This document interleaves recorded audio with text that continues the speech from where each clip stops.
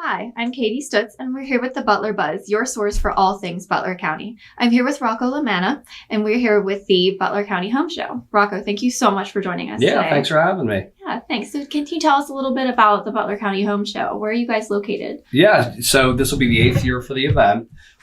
Every year at the Family Sports Center, right on 68, across from the Farm Show grounds. Okay, that's real easy to find. Oh my God, everybody in Butler knows where the Farm Show grounds is. So we're just right across the street, sort of catty corner, right next to King Cone Castle. So you can go get ice cream after the show. Yeah, if it's warm enough. Cool. So tell us some of the things that you have at the event. What are your favorite vendors? Yeah, I mean, we do a great job with the event. Our vendors do a great job. We've been very fortunate that we've sold out the event every year since its starting back in 2012. A lot of great vendors, a lot of local vendors. It's a good mix of local vendors and vendors who, even if they're not local to Butler County, they service this area. So, the lion's share of them are from the area, but then we have some other ones from some surrounding counties in Allegheny County. So can you tell us some of the local vendors that are going to be at the show? Sure. Well, our presenting sponsor again this year, they've been our presenting sponsor the last few years, and we're excited to have them back, is Armstrong Comfort Solutions. And then you guys are there with Armstrong, which we love. Guardian Protection Services, which is part of your family. We also have Painting by Wayne. He's out of Portersville.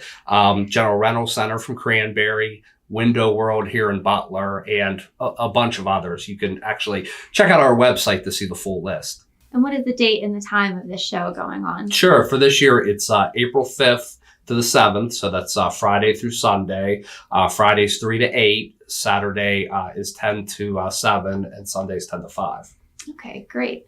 And then what is the cost to get into the show? That's the best part. It's free. Is it free? Awesome. Free admission and free parking. Cool. So yeah, we want to make it as easy for people to come as possible. And, you don't have to drive downtown to go to a home show. We bring the best of the best right here to Butler County. So one-stop shopping, it just makes it easier for everybody. Yeah. Mm-hmm. Great. And then how can we find out more? Do you guys have a website we can go to? Yeah, we do. It's real easy. It's www.butlercountymehomeshow.com.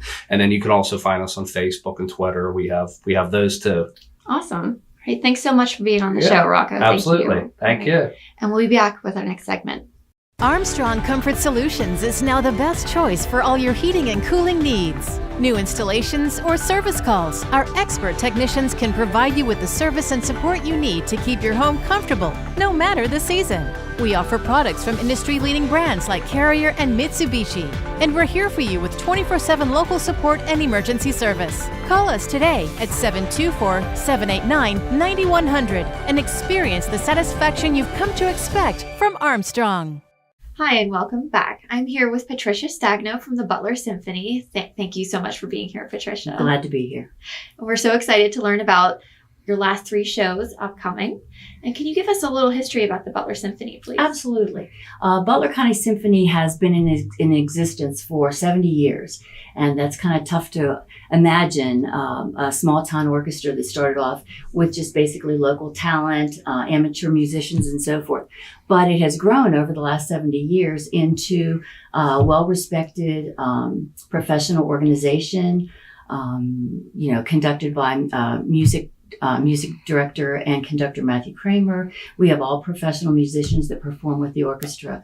So it's quite a feather in Butler County's cap to have a symphony of this quality right here in our own hometown. So yeah, we're happy to be here. We're run by an all-volunteer board of directors, and also we have an auxiliary group that's called the Friends of the Symphony that really support us in all our endeavors. All right, so Patricia, tell us about how your season's gone so far and what shows you have coming up. Well, we actually perform 6 concerts in a season. We've already done 3. We have 3 more concerts coming up. One Saturday, February 2nd. That's called Nordic Winters, and it features a fantastic piano soloist, Stephen Buse. So he'll be well received here in Butler. Our next concert would be Saturday, March 2nd, and that's Safety Last. That features the iconic silent film star, Harold Lloyd. And if you picture the picture of him hanging off of the clock, in that silent film. So Okay. the orchestra will be playing the score to that, will be accompanying that silent film as it's, shown in the auditorium. And finally, we end the season on Sunday, April 14th, and that is Fire and Water. That's at 3:00 in the afternoon. A little bit different. Usually our concerts are on Saturday evenings, but that one's on a Sunday afternoon. That one will feature our baritone soloist, Timothy Lefevre, and it also showcases our concerto competition winner. That to be determined because that competition takes place at Slippery Rock this weekend. We also get a chance to honor our young musicians of note. And those are young people who are nominated by their music teachers here in Butler County because of their potential and their ability and so forth. So it's a great evening there too. It sounds like you have a good variety with all the young people getting involved. Absolutely. With the professionals. Absolutely. That's great. That's for sure. All of our concerts are held at the Butler Intermediate High School. Up on Fairground Hill. So that's a great venue for the orchestra. Easy parking in and out, no problem there. We also do shuttle service from the bottom lot at the high school too. So if you don't want... Oh, that's so helpful. If that parking lot gets filled up, then we shuttle people back and forth, and that's really, really important too. Concerts start at 7:30. Matthew Kramer, our conductor, usually has a pre-concert chat at 6:30 beforehand, and he introduces the music for the evening, and he also tells you what to listen for and that sort of thing. So the more educated you are about the music, the more you appreciate it. Absolutely. Ticket prices are just $25 for adults and $8 for students, which is a real bargain. So yes, it is. For the quality of music and for the kind of evening that that we provide, it's great. So also, Patricia, you said that you were having the Dancing with the Butler County Celebs. That sounds real interesting. Yes, it's going to be a great community evening of fun and dancing and dinner and so forth. It's going to be held on Saturday, May 11th at the Crystal Ballroom at the Days Inn. It's basically like a Dancing with the Stars type program. Right. We have 8 notable Butlerites who have committed to, learning to dance and competing against each other. That sounds fun. Yeah, it will be fun. County Commissioners Kevin Boozle and Leslie Oshie are going to dance. Okay. Not together. They'll dance with a professional dance instructor. But, and also Dr. Newpower from BC3 and Sheriff Mike Sloop is going to be one of the judges. Kathy Glasgow from Butler County Ford. So there are a lot of Butler notables that will be participating in that. And that's a major fundraiser. First time that we've ever attempted something like that. So it should be really interesting. A great evening. And again, that fundraiser also benefits the educational outreach programs that we have, as well as basic operating costs for the orchestra. It costs approximately $30,000 to produce each concert that we have during the season. And ticket sales only cover not even a third of that. Yes. So that's why fundraising is so important and, soliciting new donors, large or small donations, everything is tax deductible and well received and well appreciated. So. Oh, that sounds great. Absolutely. Yeah, we need to help that out with the Butler Symphony. Thank that sounds you. Great. We'll be glad to come back and talk later about that the closer it gets. So yeah, so mark your calendar. That's Saturday, May 11th for that fundraiser, and that sounds like a really good time. All right. It should be. Patricia, thank you so much for hanging out with us today and telling us about the Butler Symphony. Absolutely. Thanks for having us, Katie. Thank you. Hi, and thanks for joining us again. I'm sitting here with Heather from the Asservo Project, and we're going to be talking with her about the human trafficking. Heather, thank you so much for being here and talking with us about this issue. Thank you so much for having me. Okay, can you tell us a little bit about how you got involved with the Asservo Project? So I first got involved with the Asservo Project back in November of 2017. My husband and I had attended an awareness event that the Asservo Project had been hosting. The event was basically an introduction to human trafficking and bringing awareness to the community. After going to that event and listening to some of the statistics that human trafficking is modern day slavery, the word slavery stuck out of my mind. Both of us, we just couldn't stop thinking of the fact that we were raising 3 children and they were being raised in a world that slavery still exists. Right. So from that point on, we had been trying to help any way we really could with the Asservo. At that point, I was 8 months pregnant with my daughter. So throughout the course of the upcoming year, we had tried to attend events and be able to help financially support them the way we could. And then it wasn't until September of 2018 that I had reached back out to the project and asked if they needed assistance. Nudgingly, you needed any assistance. So from there, I just started getting really involved, going to awareness events with Joe and his wife Sue. Any opportunity that we could to post on social media was helping them get that page up and running. And then lo and behold, I was given the opportunity to become an outreach coordinator for them. Oh, so great. my job is to educate the community, bring awareness to the community that human trafficking and child exploitation is happening in our communities. To be able to host awareness events, fundraising events, to just basically get our name out there in a way that people completely understand what we do and how they can become involved. So Heather, tell us about how this organization got started. So this organization was started by Joseph Sweeney. He is a former police officer and bomb squad operator. Right now, his current job, he is a government contractor for Homeland Security. He first recognized human trafficking and just how bad this epidemic is worldwide when he was on tour. He had spent about a year in the Middle East and really got to see firsthand the labor trafficking and the child exploitation piece. And so shortly after he returned home from that tour, a colleague of his who also has an organization that they help rescue trafficked children, he approached Joe and said, hey, we could really use your expertise in this area. What do you say? And he's like, absolutely. What can I do? So at that point, Joe really started investigating what was going on in the Pittsburgh area and Pennsylvania. He had seen it overseas, but he was really trying to understand how it was directly impacting our communities. So at that point, him and his wife, they had spent some time discussing it, and they had decided that it was time to start an organization in the Pittsburgh area. So he wanted it more on a local level. Okay. Yes. So that's when the Asservo Project was formed. Now, with the Asservo Project, we have the ability to work with local law enforcement.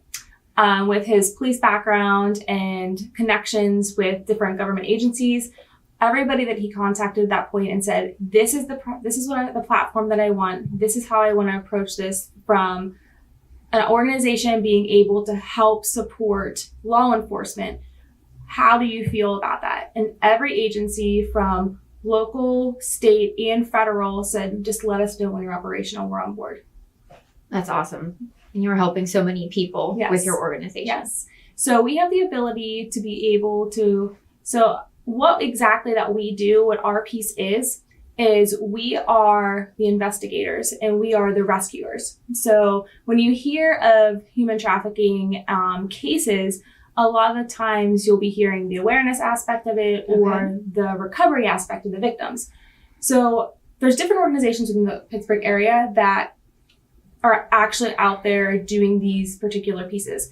Now at the Asservo, where we come in, we have the ability for our cyber analytics team to go in and start tracking some of these traffickers, be able to narrow them down and be able to build a case. At that point, the case is then able to hand over to law enforcement to be able to make an arrest. So with our vast number of people that have these skills, those particular items are what we're going after. Being able to take the cyber, find the bad guys, and be able to hopefully stop it before it starts. Exactly. And also, we have the ability to be able to work overseas. Okay. So we're working globally. It's a little bit harder in the United States to be able to just barge in. We can't just barge in to arrest people. So we work directly alongside law enforcement. And then in the future, we will be doing overseas missions. We have some really exciting things happening in that department.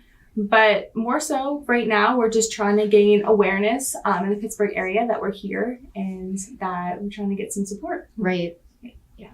So Heather, you are going to be hosting this awesome fundraiser called the Hoppy Prodigy Crafts for a Cause in March, and that benefits the Asservo Project. It does. Okay. So this event's going to be really fun.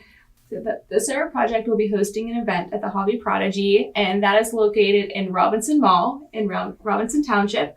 So they will be donating 10% of the proceeds of each craft to the Asservo Project.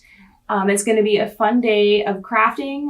There will be raffle baskets and door prizes, and it's just a nice way for those who have been following along with us the past several months will be able to directly get involved, to be able to ask questions, be able to potentially help volunteer at future awareness events. So we're really excited. We're very fortunate to have Hobby Prodigy partnering with us. And That's great. Yeah, definitely. And that's in March, you said? It's in March, Awesome. in March 9th. Okay, cool. And if you tune into our, if you go to our website, theasservoproject.org, you'll be able to click on our events page, and all of our upcoming events will be listed there. And then to be able to register directly for the events, there will be a link for you to click on. Heather, thank you so much for being on our show and letting us know about your Asservo project. Thank you so much for having me. Thank you. It's a pleasure.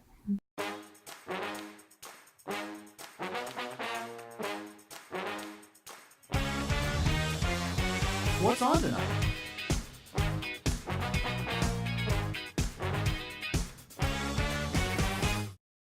Hi, and we're back, and I'm here with Trish from the Twilight Wish. Thank you so much for being here with us today, Trisha. Oh, you're welcome, Katie. Thank you for having me.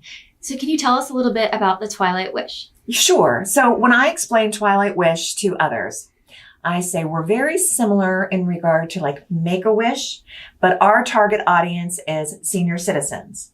And I'm a part of the chapter, the Butler County Twilight Wish chapter. So we're focused on granting wishes here in our county.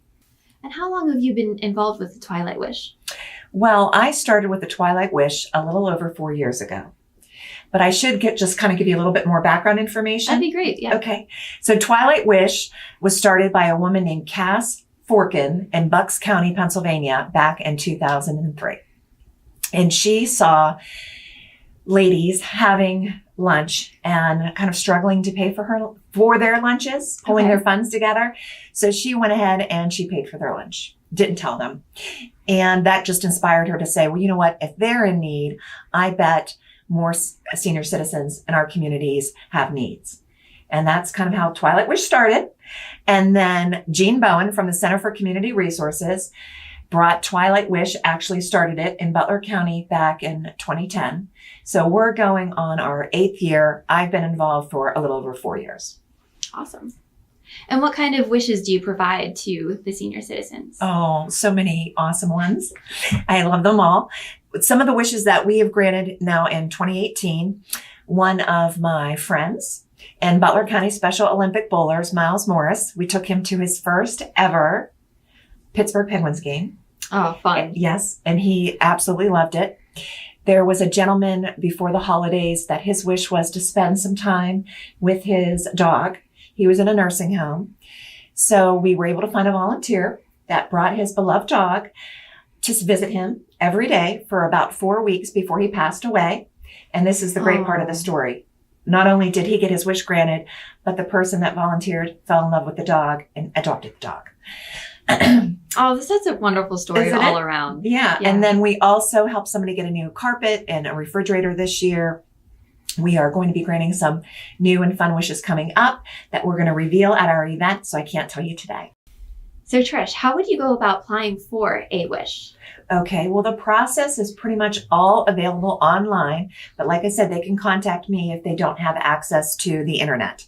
The easiest way to do it, though, is to go to twilightwish.org and find the application, Okay. fill it out, and submit it. And then the national organization will actually then send it to us living in Butler County, and then we review it for consideration. What I really truly want to tell our community is our community's really generous. Often people apply for wishes, and then when we go out looking for these products or services that our senior citizens need, often people end up assisting us at a reduced cost or even donating. Oh, that's great. It's fantastic. That's awesome. So could you also apply for someone if I wanted to apply for my grandparents or maybe an elderly friend? Absolutely. Some people, Okay. some of our senior citizens don't have internet access, don't want to apply for a wish, and people on their behalf can go ahead and do that. The requirements are also listed on twilightwish.org. You have to be 65 years or older, Okay. meet certain requirements in regards to income, or also be a permanent resident of an elder care facility. Can you tell us a little bit about the Twilight Wish Happy Hour benefit? Sure. So once a year, we host an event to raise money and build awareness about Twilight Wish. So our next event is coming up. It's Thursday, February the 21st from 5:30 to 7:30 p.m. at the 11th Frame Bar and Grill. That is located on 540 Fairground Hill Road, right behind the high school. That's easy to find. That's easy to find. And the suggested donation for the event to attend is $10. And what you get for your $10 is amazing. We have sponsors and they are paying for very awesome and delicious appetizers.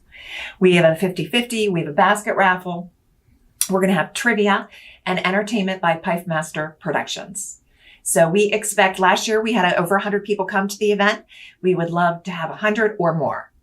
That's awesome. Yeah. Yeah, it sounds like a really good time. You don't need to purchase tickets in advance. You can just come Just that come to night. the door. Yep. But if Awesome. you have questions and you want to reach out to me, you can call me, Trisha Pritchard, at Family Bowlaway at 724-283-8630. Awesome. Thank you so much for being on our show today. Oh, you're welcome. Thank you for having me, and I hope you can make it. Yeah, thank you.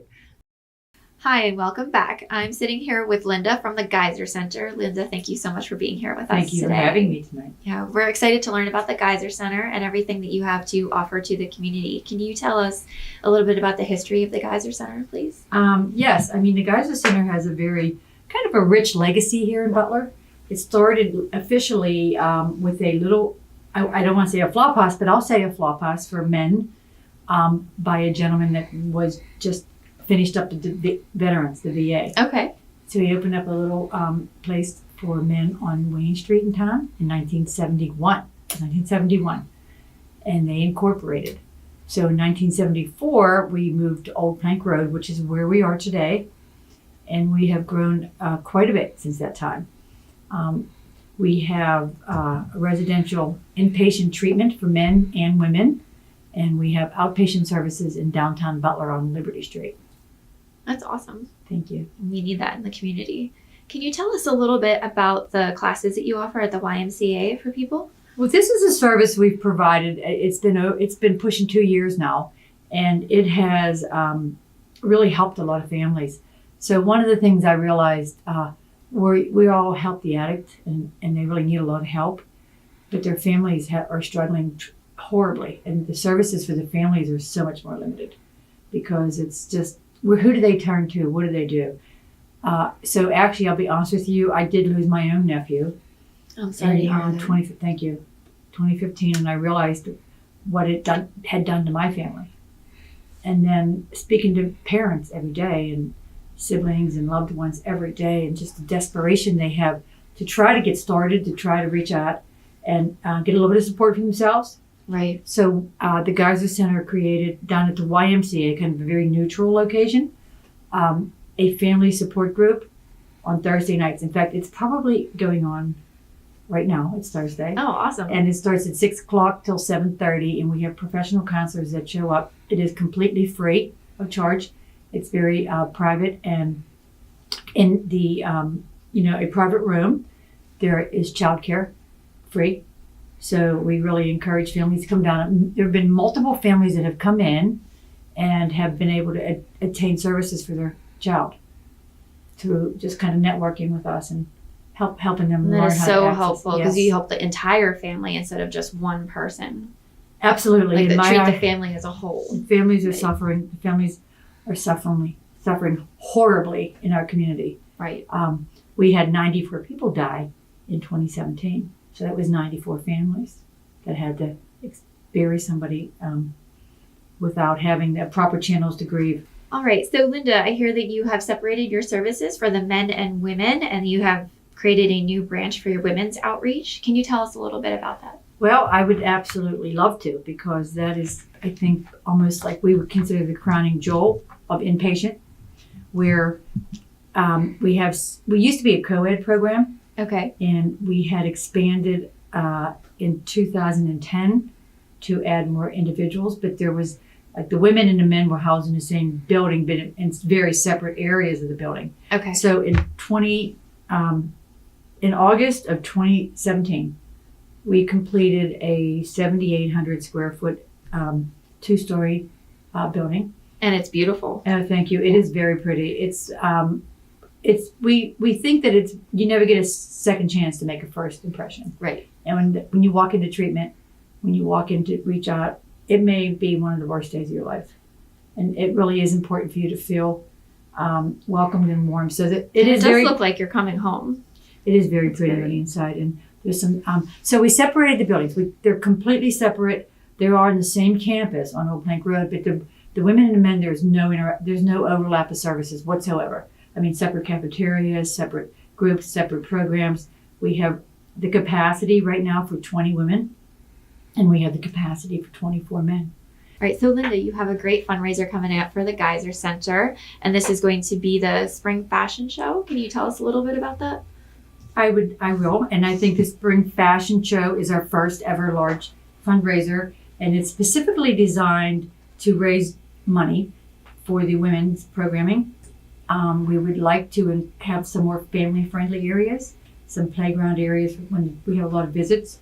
Right. And the visits, actually, we have men's visits too, so we'd like to expand some equipment over to the men's side, and we would like to make it more family-friendly on the outside and on the inside. Sure. So that's what we're here to do, raise money for that event, and it is on March 31st of this 2019. It will be at the Butler Country Club. That's a Sunday, and the doors open at 11 a.m. in the morning, and the show starts around noon. So we have a very strong group of community members that are helping us pull this off.